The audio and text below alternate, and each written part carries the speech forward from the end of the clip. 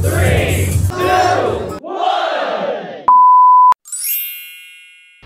mga ka-happy! This is Tintin, your ka-vlogger for today's video. Ayun na nga, last week nga ay nagkaroon kami ng ganap, which is yung Pangasinan Vloggers Forum. Marami nga ako nakilalang vloggers dito at isa nga dito ay si What's Up Pangasinan. Si Nelson po from Ligayen. Pwede pa tayong kumuha ng mga video sa TikTok, then i-compile natin, then pwede natin yung i-upload sa Facebook. Kaso October 2020, naghigpit na po si Facebook, bawal na.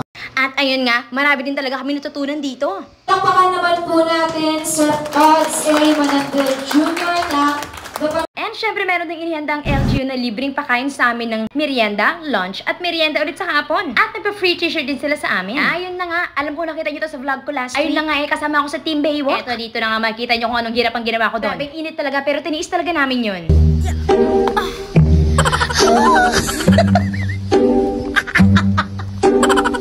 Mataas nga yan inakyat ko pa rin talaga yan mga team.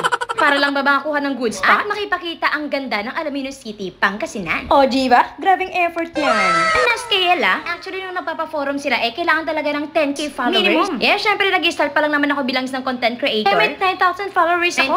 9,000 plus followers lang. 10K naman na yun dati. Kaso lang, nagkaroon ako ng mga profile issues. Hindi naman kasi talaga ako mahilig magbasa ng mga posts. Ayan tuloy.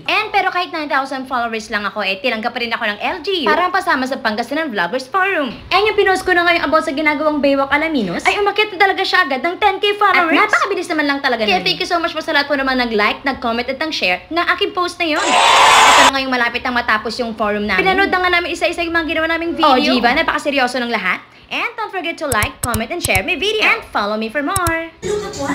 First time yan. Dito nga pala ako. Bilib nga din pala ako kay Admin Max. Mula umpisa hanggang matapos naka-costume pa din. Charot! Picture taking na nga din kami dyan. Karangalan pong makasama lahat po ng mga taga-Pangasinan vloggers na nakasama ko dyan. Nanula pa nga ako kasi sila may mga million followers. Grabe ba? Maliban nga pala sa t-shirt na binigay ng LG. Itong certificate talaga na to, ang pinaka-nagustuhan ko. And that's all for today. Thank you for watching!